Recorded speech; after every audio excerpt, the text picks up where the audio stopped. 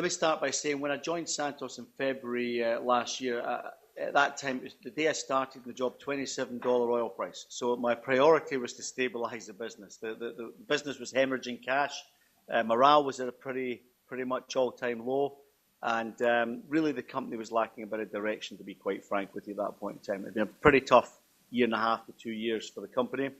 And stabilisation was a priority. So we set about straight away realising that we had to take a lot of cost out of the business. At that point in time, Santos's free cash flow break-even was just over $47 US. Oil price was $27 US. So that was a lot of losses on a monthly basis from a cash flow perspective. They just had a massive capital raise in the November, just before the turn of the year. But obviously, with the declining oil price, it was becoming evident very quickly that that wasn't going to be enough if the oil price stayed at these levels for some time. Interestingly enough, that capital raise was executed when the oil price was around $58. So it was quite a difference over that 2 to 3 months. So very quickly, we set about re-establishing the leadership team. We changed out a few executives, brought in, over the course of the year, I brought in 5 senior executives, direct reports to myself. We cut the leadership team from 14 to 7. We disbanded the business unit structure. We had 5 geographically disparate business units, and we brought the company back to one centralised organisation and focused organisation working from one location in Adelaide with an exploration group, a developments group, and a production group, and of course a marketing and trading group. So really following a very conventional oil and gas company type of structure and consolidating in one place, really consolidating to get after the cost out programs. And we started driving them very hard, and over the course of the year, and I'm going to jump right to the end rather than go through all the details of what we did, but over the course of the year, we developed a longer term strategy for the business that I believe will take Santos and turn Santos into what will become ultimately a very reliable and high performing and low cost oil and gas operator, particularly a gas operator. And so let me tell you what that looks like at the end of the year. When we rolled out that strategy in December, it's a 3-phase strategy. We talk about those phases as the transform phase, the build phase, and the grow phase. We're very much in the middle of that transform phase right now, where that's talk about establishing a new leadership model, and a new operating model, a new leadership team, taking costs out of the business, and transforming our core assets into a set of low-cost, reliable assets. It's about restructuring our operating model, one with discipline. Both of our operating assets, the key assets that we operate, are effectively unconventional assets, very much like the shale assets in the US, where we've got significant treadmill capex on an annual basis to maintain production, just to stand still. Got to spend this capex every year. And so we've restructured the business to focus on that. At the end of the year, on December 31st, the result of that is that we've taken out over $8 US per BOE, so that our free cash flow break even now is less than $39 US per barrel.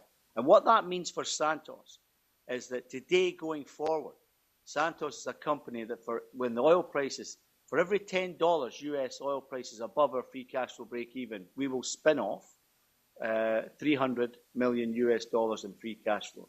So we've got a very cash responsive business now. And so that's where we are today. Our strategy that we communicated to the market in December is one that focuses on 5 core assets. I've talked about the 3 phases of that strategy, and it's really around these 5 core assets.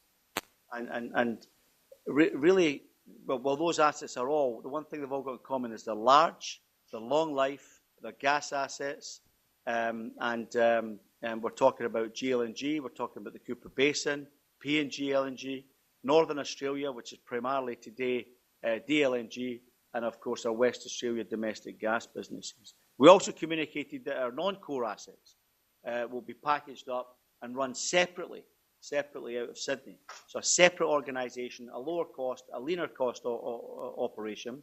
And that's also about making the organisation that runs the 5 core assets only focus on those 5 core assets, not to be distracted by the day-to-day operations of those non-core assets. And those assets, those non-core assets that are run out of Sydney, we've appointed Bruce Clements, former CEO of AWE, to run those assets. And that's our Asian assets, our WA oil assets, and of course our New South Wales assets.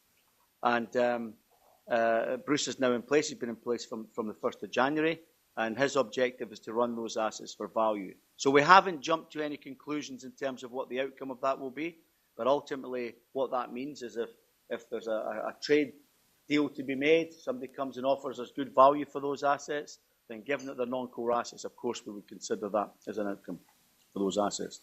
In the meantime, his job is to sweat those assets and run them in a cash flow positive manner. So going back to the 5 core assets, focus very much on extracting value from the operations today in all of those assets and driving costs out of those assets. And as I said earlier on, we've taken that free cash flow break even now for our portfolio down to less than $39. And that journey is still ongoing. We're still driving costs out of that business. The 5 core assets I'm talking about are described as long life gas assets, large long life gas assets. Each of these assets has more than 20 years of life in them, and they all have significant upside potential. And so that's important for us to focus as an organisation on developing that upside potential for these assets as we go forward. Our strategy is not just about cost out and reducing debt. It can't be just about cost out and reducing debt. That'll catch up with us pretty quickly.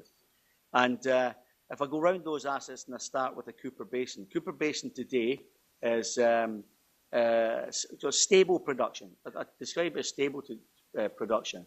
Our costs out in the Cooper Basin have been very significant this year, and really the biggest impactor on that reduction in the free cash flow break-even reduction. A year or so ago, the Cooper Basin would have required $70 US to break even. Today, it's cash flow positive. And that's a criteria for every asset in our portfolio going forward. They have to be cash flow positive. And when I talk about a portfolio that's cash flow positive, and I talk about our free cash flow break-even number, that includes our interest payments. That includes our exploration costs on an annual basis. It includes our treadmill capex costs on an annual basis. So it's a complete cash cost of running our business that we're talking about here. So with the Cooper Basin, our aim here is to drill more wells and put more rigs to work. Today, this year, we will drill more wells with 2 rigs than we were drilling with 3 rigs 18 months ago. And that's important because it's wells that will rebuild the production profile at the Cooper Basin and bring the decline that we've seen in recent years in the Cooper Basin as a consequence of cutting that treadmill capex activity, will bring that production back up. And we'll bring it up, though, in a self-funding manner by being a cash flow positive business. There's also significant exploration, near-field exploration prospectivity around the Cooper Basin, and we'll continue to build our portfolio of opportunities there, and we'll continue to drill and explore and add new reserves to the Cooper Basin. And interestingly, one of the hidden value opportunities at the Cooper Basin is bringing reserves back to book as a consequence of taking costs out of our business. And that's a very significant opportunity for us. Over the last 2 or 3 years, there's been about $1.9 billion in write-downs in the Cooper Basin, mainly because gas was economic, not because gas wasn't there. That gas is still there. And as a consequence of what we're doing today, I'm confident that we will be bringing reserves back to book over time in the Cooper Basin simply by taking the cost of development down to lower levels.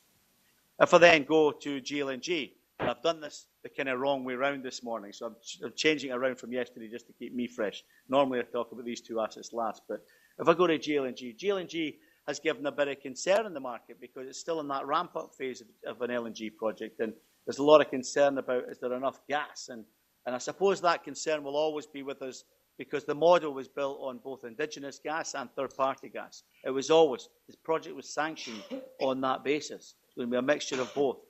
And really what's happened in 2014 when the oil prices started dropping off is decisions were taken to defer capex, and that capex was drilling. And the reason for that was there was an acceleration of third-party gas ahead of the indigenous gas. And so when the projects got up and running, it's been mainly on third-party gas, or predominantly on third-party gas, as opposed to what the original plan would have been with more of the indigenous gas having been developed by that time. So we're now in the ramp-up of our indigenous reserves. So the Roma field is being drilled up, and again, we're increasing drilling at GLNG this year. by taking costs out and ensuring the business is cash flow positive, we're now able to increase our drilling activity and maintain that cash positive business going forward until we get to steady state production over the next 3 years or so. The Roma field, there was concern about the Rasley area in Roma earlier in the year, and we clarified to the market in December where we were with the Rasley and the rest of the Roma field development, and that's on track. It's on track. There was concern about a water zone in Rasley, potentially meaning that those wells wouldn't be able to dewater and perform.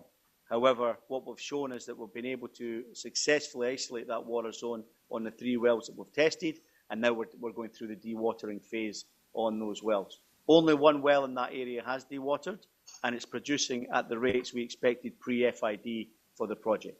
So that's been a very successful trial, and now we're just going through that dewatering phase. The dewatering takes around 2 years, and the important stat to note here is some of these wells were drilled in 2014, and so folks in the market, some of the analysts, were assuming, therefore, that that's 2 years and they haven't dewatered. But they weren't connected till December 15, so it's only 1 year that they've been dewatering. And that's a really important point to make. So, you know, sometimes when our guys go on to their websites and fill the spreadsheets and make those assumptions, they're not always accurate assumptions, and I'm sure you know that. But I want to really clarify that point. Roma's only been dewatering their initial wells since December 2015, not 2014. So it's a year behind in terms of schedule, but that's all right because it's all part of a plan that was hatched in 2014. And we also expect no reserves. We're just on the reserves review with our independent auditors, and we're not expecting any material reserves write-downs or anything like that for Roma or Fairview. And as I say, those fields are performing very strongly on a daily basis. So with GLNG, I'm still confident in the ramp-up, and I'm confident in the long term that'll be a very good project for Santos and for our shareholders and the joint venture partners. If I move to PNG, PNG's been a fantastic project, producing really strongly. As you would know, we're a 13.5% shareholder in PNG. Just before mid-November it was, in fact, we farmed into the Marut prospect with Oil Search and Exxon, and then drilled the discovery well at the end of the year. That was announced at the end of the year. And we're currently appraising that well. We've encountered gas and condensate in that well, and that's very close to our existing Hides infrastructure that's part of the PNG LNG project. So that's something that we're quite excited about. And if that was to prove up, and it has the potential then to be a backfill and or expansion opportunity for PNG LNG, and put in the mix with Pinyang and the other opportunities we have in that region. 13.5% stake in the project is a strategic stake. That means that we have a veto vote for expansion and backfill projects, and therefore there's value in those projects for us. And I want to make that point clear because not everybody understands the role that Santos has in that project and in those future opportunities in PNG. We see a lot of prospectivity, and we're hoping to continue to farm in and be part of other upstream opportunities in PNG to ensure that we're a bigger part of that future expansion that we see up there. If I go to Northern Australia, we're 11.5% on Darwin LNG. The feedstock for Darwin LNG is Bayu-Undan, and that comes to an end of field life in late 2022. The favoured option to backfill Darwin is the Barossa Caldita project, and we're just in the process of drilling 2 further appraisal wells to further delineate that field. But that's the favoured option. That's between 2.5 and 3 TCF of gas. That would provide 15 years of backfill for Darwin, and we'd expect to take FEED at the end of this year, all going well, and FID at the end of 2018, so that it's then developed and we bring that gas on into Darwin by 2022 to backfill as Bayu-Undan comes to the end of its field life. And what I like about that is that we're 11.5% in Bayu-Undan and Darwin, but we're 25% equity holder in Barossa Caldita. So our interest level will go up as a consequence of that backfill opportunity. The other thing I like about Northern Australia for the offshore operations is that there'll be a pipeline for Barossa Caldita to Darwin. There's a pipeline for INPEX from Browse to the Ichthys project in Darwin. And we've got other infrastructure now getting installed in the northern offshore corridor. And there are significant amounts, including Santos acreage, of stranded 1-2 TCF type opportunities in that region. Petrol Tern, Crown Laster are some of our ones, but there are other opportunities up there that we can now start to see a route to monetization for some of those assets up there. And there's also significant exploration potential onshore in the Northern Territory, in the MacArthur Basin and Amadeus basins, where there's anywhere between 150 to 200 TCF potential gas, wet gas, in place. So the Northern Australia is an asset that excites us. And then finally, in Western Australia, our domestic gas business, we see a very strong sales performance through to the middle of the next decade for that business. And in addition to that, we made 2 exploration discoveries in 2016 with our partner Quadrant, and we'll continue working with them to mature and execute exploration opportunities offshore Western Australia as we go forward to support that business. So overall, we see that as a very steady, a very stable, and a very strong business around those 5 core assets. And so really, where we are today, and we'll come on to talk about the equity raise in a second, is we're a company that's had a weak balance sheet. We have far too much debt for what we're trying to do, but we've got a good portfolio of assets. Not many companies have 5 large, long life natural gas assets. That's quite a unique portfolio if you have the right balance sheet and the right operating structure to support those. And that's what we're in the process of building here. When we talked about our strategy in the 3 phases of the strategy is also 3 stories. It's a turnaround story by getting the base operating model right and getting the business to be free cash flow positive. There's a slide in your chart that shows the cash flow performance of the business through the year. And you can see at the end of April, it was minus $164 million, significantly hemorrhaging cash as a business. You can see it was getting better because we were driving costs out of the business. But then for the last 8 months of the year, and that chart doesn't show December, incidentally. December's a very strong month that we can add to that chart. But for the last 8 months of the year, the business has been free cash flow positive. And indeed, at the end of the year, we've now got a very strong free cash flow positive business. And that's at an average oil price for the year that's less than what the free cash flow break-even oil price was for Santos at the start of the year.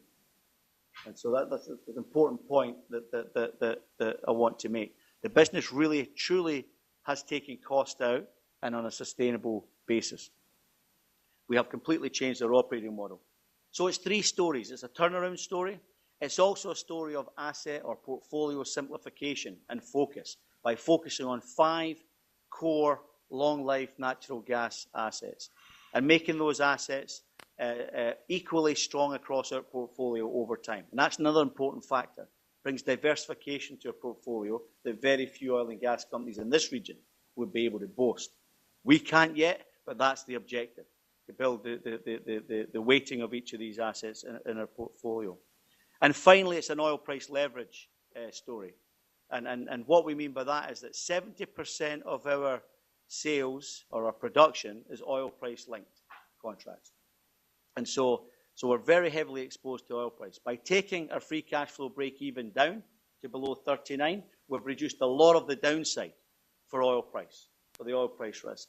However, we've maintained most of the upside. And I say most of the upside because for 2017, we did put some hedging in place before we raised the capital in December. And we've hedged some production for 2017 with a 3-way zero-cost collar.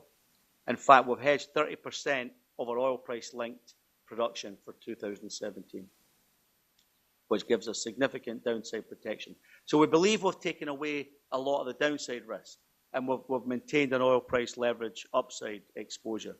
And so that's the 3 stories: a turnaround story, a portfolio simplification and focus story, and an oil price leverage story. So why raise the capital?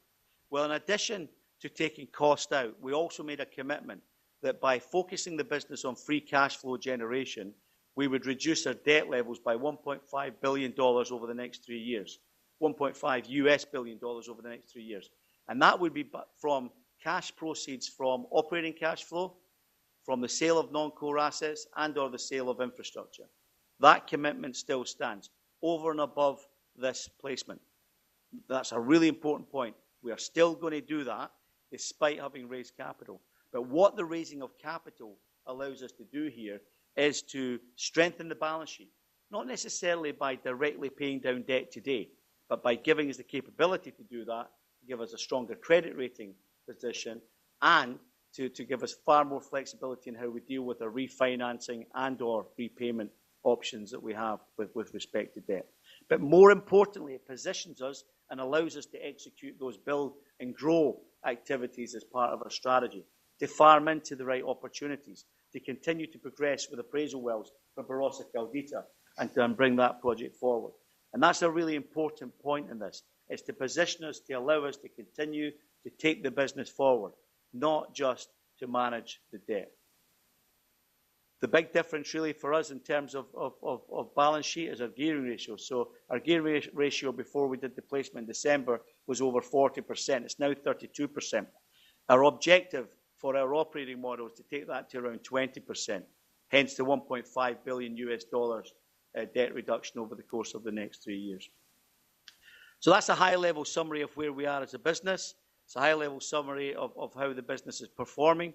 The cost-out story is still going. We're not there, but it's been significant strides. When I started in the job, and we looked at oil price cycles, we said we needed a portfolio that could operate in a range of 35 to 40 US dollars. I don't think anybody in the market believed we could achieve that. I didn't believe we could achieve that, and that's obvious because I've always put it out with a disclaimer, which was if we can't achieve that, we would then look at how we reshape the portfolio to get it into that range. Because I believe for an oil and gas company, you have to be able to sustain your business in a $35 to $40 world, because at any point in time, we could be back in those sort of levels. I don't think it will be sustained below those levels for any lengthy period of time, but certainly in that sort of window, or even the 35 to 45 window, I think you could be sitting in there for a year, as we just have been for the past year. And you have to have a business robust to that. I believe we're robust to that today. And I have to say, I'm really impressed with the response we've had across the entire organisation to do that. So we set that target, we've done that, but we've still got a long way to go. We haven't finished on that journey with cost out. In terms of production culture, you will see when the results come out later in this week, it's been and we gave guidance to this effect in December. It's been a very strong production year for Santos. We really are starting to unlock value by focusing on reservoirs, to focus on reservoir performance and really getting the right technical people in the right places in our organisation. And we ain't talking it up. The numbers will do the talking. And that's basically the kind of approach we want to take in the organisation, is putting the right technical people in the right places. So we think the business is moving in the right direction. We're very confident that the strategy is the right strategy for Santos.